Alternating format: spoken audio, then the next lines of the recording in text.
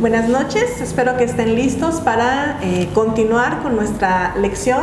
Les pedimos una disculpa, tuvimos algunas complicaciones técnicas y no pudimos tener el video en el tiempo que teníamos que hacerlo, pero bueno, eso no nos impide estar con ustedes nuevamente para poder aprender. Espero que tenga a su mano su Biblia, su cuaderno, su libreta, sus hojas o su documento de la lección que vamos a estar aprendiendo el día de hoy.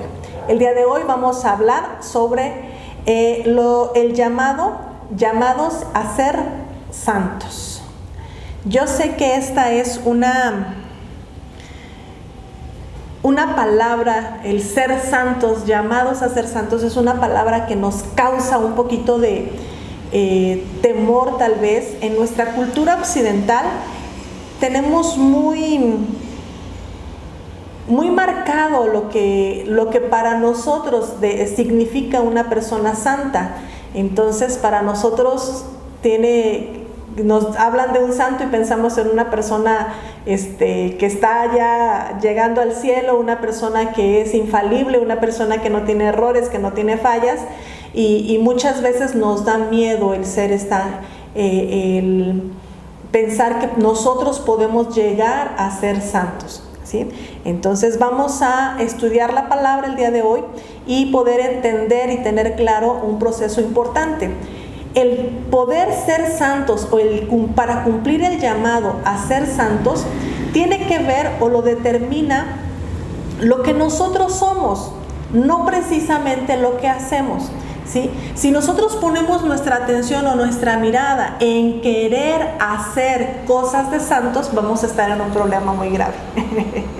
Nos vamos a encontrar con que no podemos hacer cosas santas, ¿sí? Sin embargo, cuando entendemos que ya somos santos, entonces podemos entender y vivir de una manera de acuerdo a lo que somos. Somos hijos de Dios y hemos sido llamados a ser santos.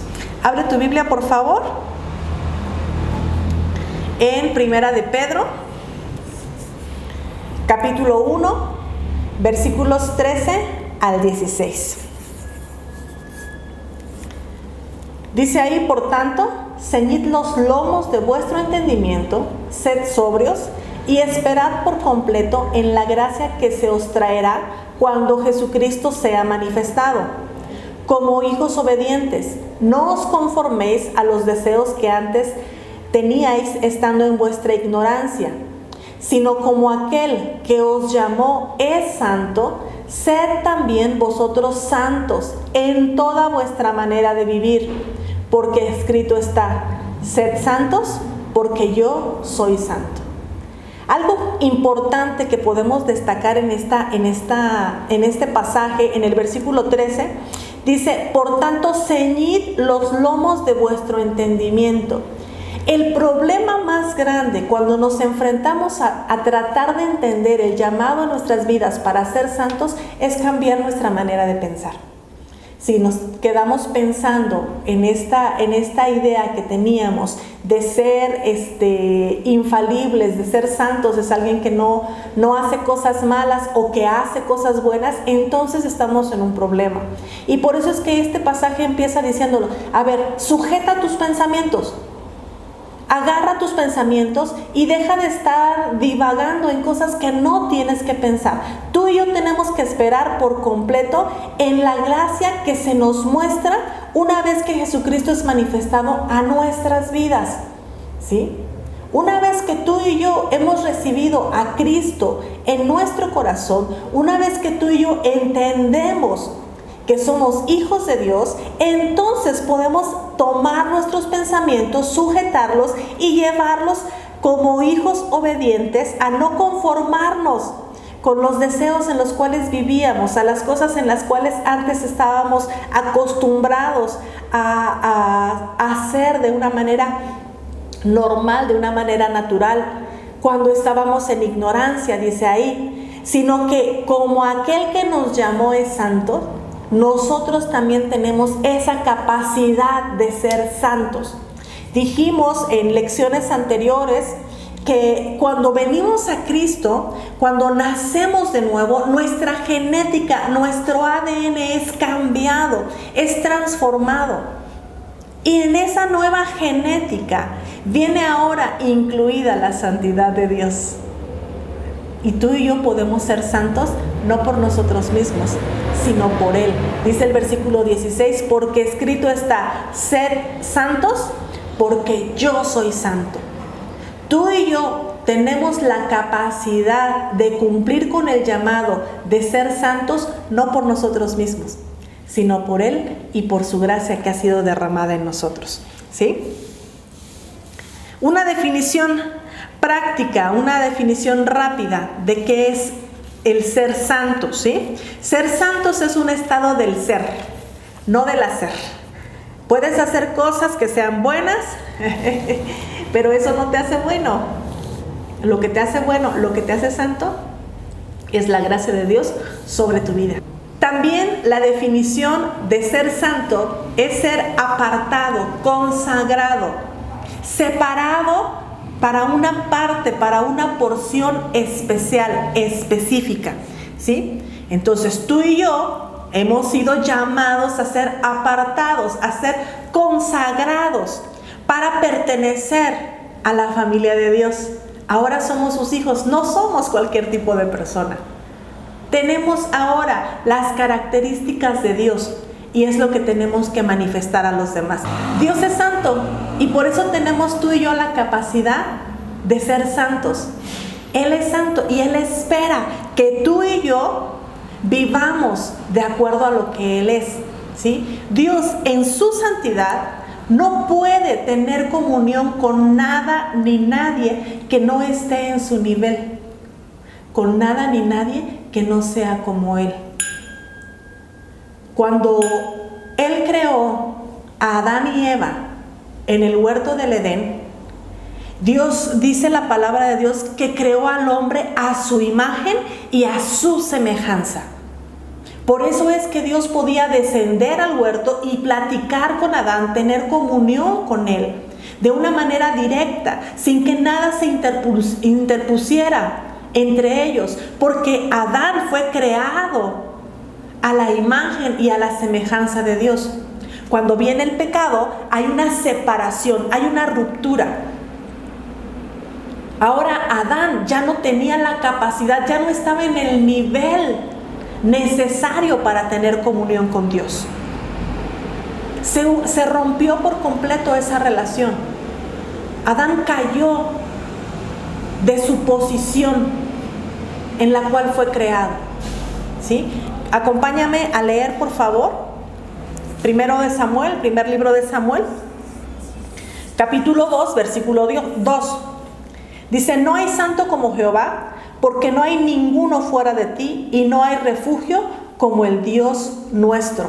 Una vez que Adán fue separado del huerto, fue caída su naturaleza, entonces ya no había forma.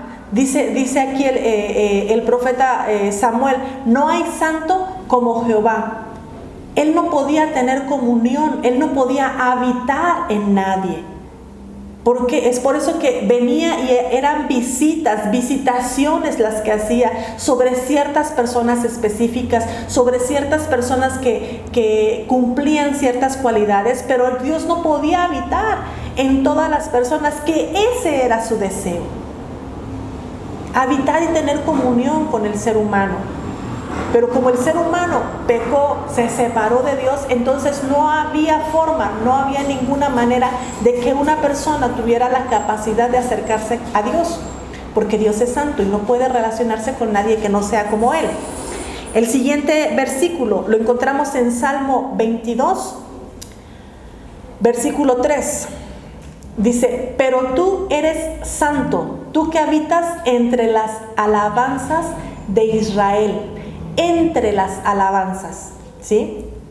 Había manifestaciones de la gracia y de la gloria de Dios, había manifestaciones de la presencia de Dios mientras había un suceso, mientras había alabanza, mientras había alguien que estuviera dispuesto, pero eran solamente manifestaciones. Dios descendía, cumplía con el propósito que tenía que hacer y se iba, porque no podía habitar ahí, porque Él era santo, porque Él es santo. No podía estar con el pueblo todo el tiempo. Había un arca en el cual en medio del arca descendía la presencia de Dios, pero una vez que terminaba de dar las indicaciones que tenía que dar, Él se retiraba, porque Dios es santo y el pueblo de Israel no era de acuerdo a esa santidad. El siguiente versículo lo encontramos en Hebreos 12:14. Seguid la paz con todos y la santidad, sin la cual nadie verá al Señor. Qué importante es la santidad. Si tú y yo aspiramos a tener una comunión con Dios, necesitamos ser santos. Necesitamos ser santos, no hay otra forma. Si no somos santos, sin la santidad, nadie puede ver al Señor, nadie puede tener una comunión con Él. ¿Sí? Y tenemos ahí 2 versículos más. En Salmos 15, del 1 al 5, y Salmos 24, del 1 al 6. Hace prácticamente las mismas preguntas. ¿Quién subirá al monte de Jehová? ¿Quién estará en su santo lugar? ¿Quién subirá? ¿Quién puede estar? ¿Quién puede morar en el monte santo de Jehová? Y ahí en esos versículos nos empieza a dar algunas características, ¿sí? Algunas características de las personas que pueden entrar, que pueden estar en el lugar santo con Dios, con un Dios santo. Y el capítulo 15, versículo 1 dice: el que no calumnia con su lengua, el ni hace mal al prójimo, ni admite reproche alguno contra su vecino, aquel a cuyos ojos el vil es menospreciado. Y empieza a dar una serie de listas. El limpio de manos y el puro de corazón, el que no ha elevado su alma a cosas vanas, ni jurado con engaño. Y entonces cada vez que empezamos a leer estos versículos, o al menos a mí me pasaba, me empezaba a hacer chiquita, decía, ¿cómo es posible? Si solamente este tipo de personas que cumplan con estas cualidades va a subir al monte de Jehová, pues yo ya me quedé afuera. Y esto me desanimaba y esto me llegaba a deprimir, porque cada vez que sucedía alguna situación en mi vida que me hacía enojar, que me hacía salirme de mis casillas, yo decía, Dios mío, es que tengo que ser santa. No puedo hacer esto. Yo soy una hija de Dios, no puedo hacer esto. Pero yo no había entendido que se trataba de algo diferente, ¿sí?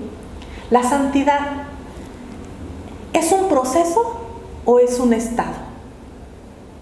Tradicionalmente se nos ha enseñado que la santidad es algo tan importante y es algo tan alto, tan sublime, que no somos capaces de alcanzarlo por completo, sino que vamos haciéndolo a través de un proceso, y poco a poco, ya la regué, esta semana la regué, tachen mi santidad, así como cuando no entregan tareas o asistencias tarde, ¿sí? Tachen en mi santidad porque no entregué mi tarea a tiempo. Tachen mi santidad porque mi marido ya no lo aguanto, ya le dije a Dios que si se lo llevo se lo mando. Tachen mi santidad porque les escondí las galletas a mis hijos, ¿no? Y empezamos a marcar ahí tachecitos en nuestra escala de santidad, y decimos, no, pues llevas tantos taches, tienes que hacer, si llevas 10 taches, haz 20 palomitas para que seas santo, ¿no? Y decimos que es algo gradual, pero nos encontramos con un problema si pensamos de manera tradicional que la santidad es algo gradual, ¿sí? Nos llegamos a encontrar con un problema, porque si nosotros pensamos que vamos a alcanzar la santidad por las cosas que hagamos, entonces vamos a creer que es por nuestras fuerzas. Y no hay manera, no hay forma, lo vimos en los versículos anteriores, no hay forma de que una persona, un ser humano, por sus propios méritos, por sus propias fuerzas, pueda llegar a ser tan santo como Dios. Por eso es que Dios, cuando vio a Adán y a Eva que estaban alejados de Él en ese instante. Es más, antes de que Adán y Eva pecaran y fallaran, Él ya se había provisto de una manera de volverlos a acercar a través de un sacrificio. El sacrificio de Jesús en la cruz del Calvario es suficiente para traer santidad a nuestras vidas. La sangre derramada del Cordero es la que nos cubre. En el huerto del Edén tuvo que sacrificarse un animal para con esas pieles de ese animal cubrir al hombre. En el nuevo pacto, tú y yo fuimos cubiertos con la sangre de Cristo por su sacrificio. Y ahora, cuando Dios se acerca a nosotros, lo único que puede ver no es nuestras imperfecciones, es la perfección de Cristo, la santidad de Cristo, la obediencia de Él, el amor de Él, el sacrificio de Él. Y por eso es que tú y yo podemos ser santos.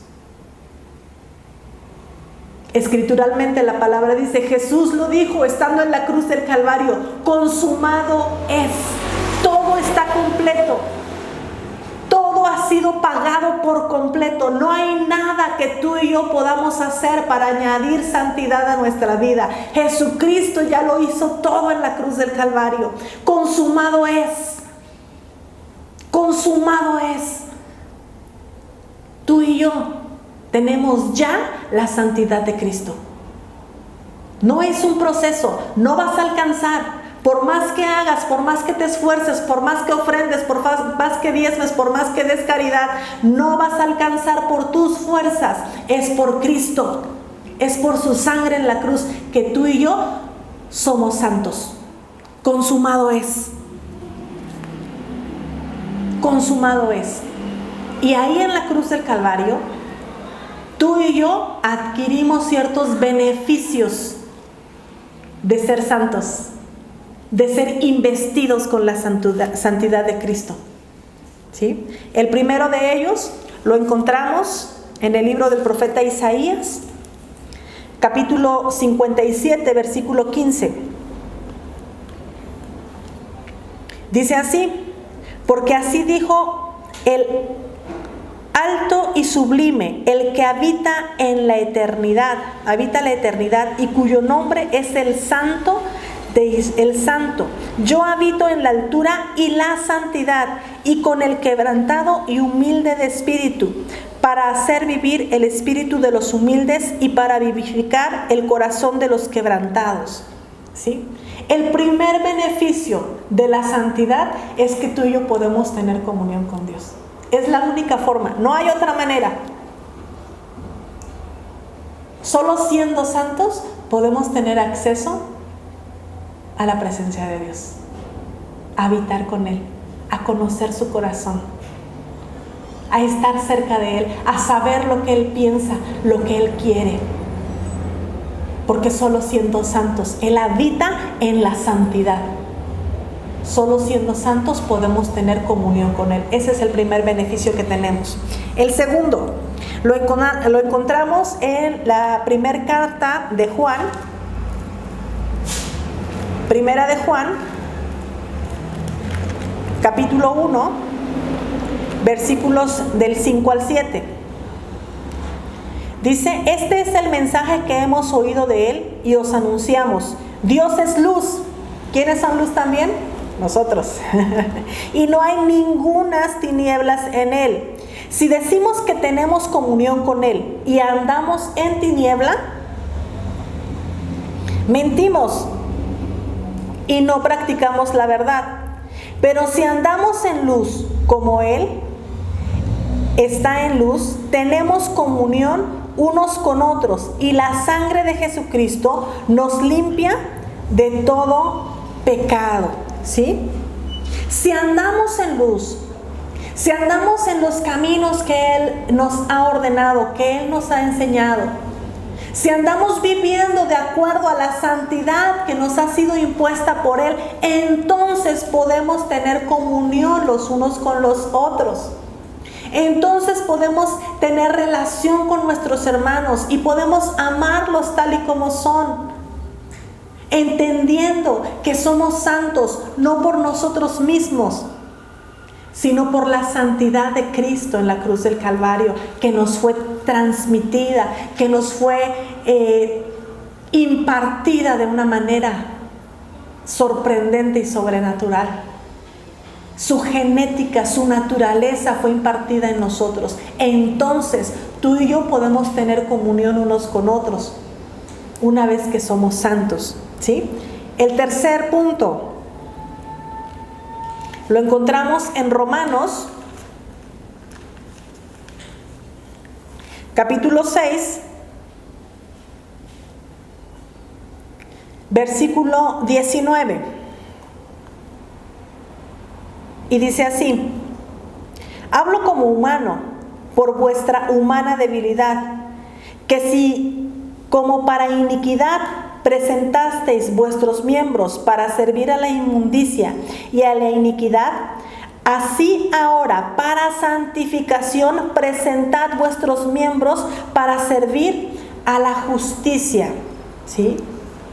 Cuando tú y yo entendemos que somos santos, de una forma natural, todos nuestros miembros, todo nuestro ser, todo lo que hacemos va a tener que ver con la justicia, con la verdad, con la santidad, porque esa es nuestra naturaleza. Eso es lo que somos.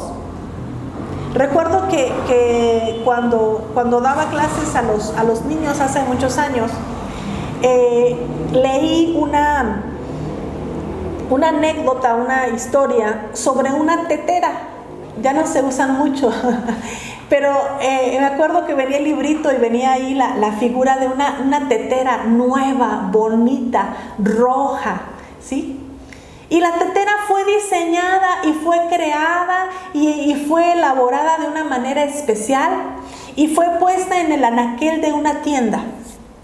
Y ahí estaba la tetera nerviosa, veía pasar gente y entraban y salían personas a la tienda y se le quedaban viendo y decían: ay, ya me van a llevar, ya me van a comprar. Por fin voy a cumplir con mi propósito en la vida, ¿sí?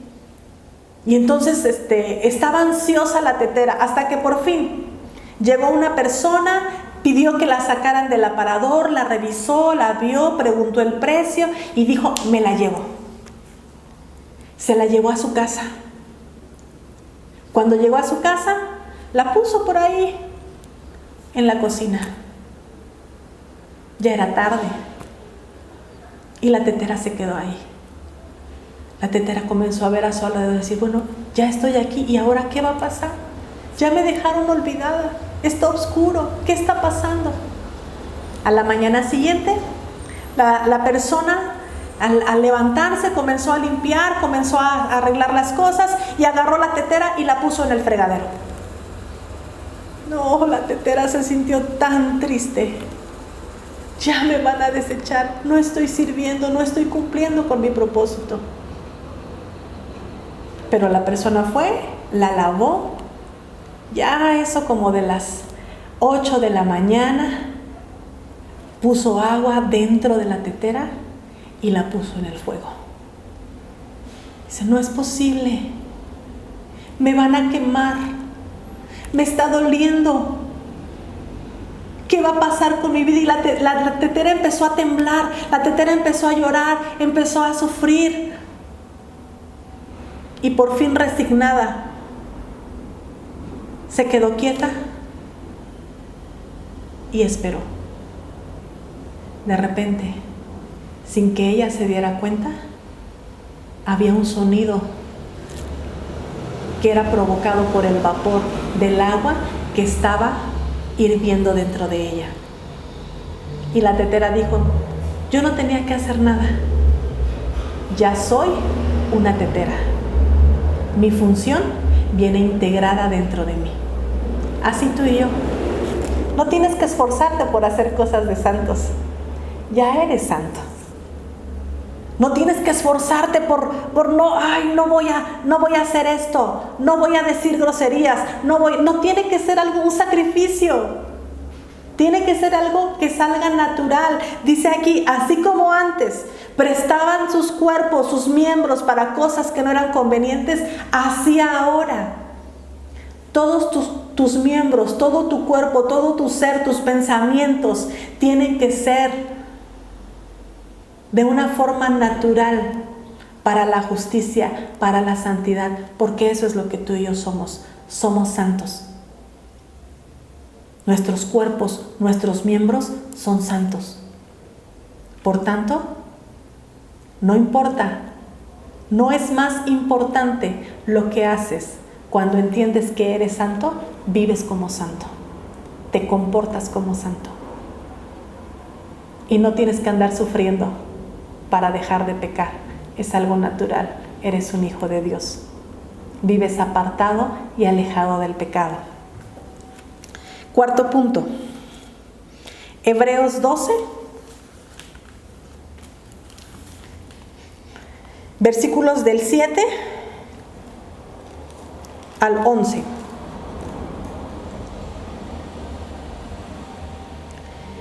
Si soportáis la disciplina, Dios os trata como a hijos. Porque, ¿qué hijo es aquel a quien el Padre no disciplina? Pero si se os deja sin disciplina, de la cual todos han sido participantes, entonces sois bastardos y no hijos. Por otra parte, tuvimos a nuestros padres terrenales que nos disciplinaban y los venerábamos. ¿Por qué no obedeceremos mucho mejor al Padre de los Espíritus y viviremos? Y aquellos ciertamente por pocos días nos disciplinaban, como a ellos les parecía. Pero para lo que nos es provechoso, para que participemos de su santidad. Es verdad que ninguna disciplina al presente parece ser causa de gozo, sino de tristeza, pero después da fruto apacible de justicia a los que en ellos han sido ejercitados. ¿Sí? Una vez que tú y yo entendemos que hemos sido llamados a ser santos, no nos andamos quejando por las cosas que nos pasan. No andamos sufriendo y llorando, ay, ¿por qué a mí todas las cosas malas me pasan a mí? ¿Por qué esto? ¿Por qué aquello? Entendemos que en el propósito de Dios, la disciplina, las cosas difíciles que pasan en nuestra vida, es para ejercitarnos en su santidad, para hacernos partícipes de su santidad, para que tú y yo entendamos cuál es nuestra naturaleza. ¿Cuál es la esencia que está dentro de nosotros? ¿Sí? Podemos entonces participar, entender que la disciplina es de bendición para nosotros, para hacernos santos como Él. Por último, el Evangelio de Juan, capítulo 17, versículo 17, del 17 al 19. Dice, santifícalos en tu verdad, tu palabra es verdad. Como tú me enviaste al mundo, así yo los he enviado al mundo. Y por ellos yo me santifico a mí mismo, para que también ellos sean santificados en la verdad. Tú y yo somos santificados en la palabra de Dios. Tú y yo somos santificados en la verdad de Dios. Jesús es la verdad, Jesús es el camino, Jesús es la vida. En Él tú y yo recibimos santificación. Por Él, no por tus buenas ideas, no por tus buenas obras, no por lo mucho que hagas o no por lo que no hagas. Tú y yo somos santificados en Él, en Cristo. En Cristo somos santificados, en su palabra, en su verdad, en su sacrificio. Es por Él, es para Él. Para terminar, quiero que quede muy claro esto. No podemos tener comunión con Dios a menos que seamos santos. Si no hay santidad en nosotros, no podemos tener comunión con Él. Solamente siendo santos podemos acercarnos a un Dios santo. Y ser santos no es un proceso. Consumado es, ya en la cruz del Calvario, Jesús nos santificó. Somos santos por Él. La santidad de Dios está en nosotros. Vamos a vivir de acuerdo a esa verdad. No esperes hacer cosas para ganarte la santidad. No hay forma de que te ganes la santidad. Tú y yo somos santos por Él, por su gracia, por su misericordia, por su sacrificio en la cruz del Calvario. Tenemos acceso directo al Padre. No tengas miedo, ya eres santo, porque su santidad está en tu vida, ¿sí? Espero que haya quedado claro. Si tienes alguna duda, si tienes algo que comentar, con toda confianza puedes mandar mensaje, puedes hablarnos, puedes estar ahí, estamos ahí al pendiente de cualquier pregunta. En sus hojas, el documento que se les envió, está por ahí una tarea, en tus propias palabras y de acuerdo a lo que vimos, responde las preguntas: ¿quién subirá al monte de Jehová? ¿Quién podrá estar en su santo monte, en su templo, en su presencia? Es una bendición poder entender que somos sus hijos, que somos luz y que somos santos. Que el Señor te bendiga. Nos vemos en la próxima.